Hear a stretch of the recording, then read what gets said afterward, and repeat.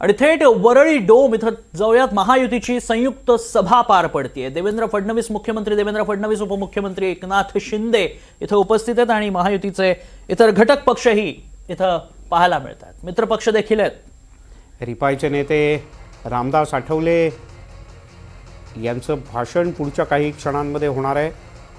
Worli dome इथं उपमुख्यमंत्री एकनाथ शिंदे, मुख्यमंत्री देवेंद्र फडणवीस तसंच भाजपचे नेते विनोद तावडे.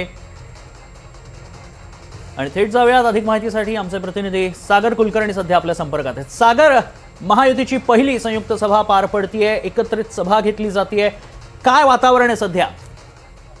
महायुतीचा मुंबई महापालिकेचा आज श्री गणेशा सभेच्या माध्यमातून होतोय.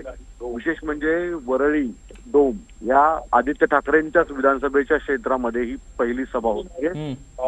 युतीमधील सर्व घटक पक्ष इतर जे आहेत म्हणजे आरके, आठवले, गवई यासारखे सगळे गटाचे नेते देखील उपस्थित आहेत. सगळ्यात महत्वाचं भाषण असणार आहे ते राज्याचे मुख्यमंत्री देवेंद्र फडणवीस आणि एकनाथ शिंदे यांचं.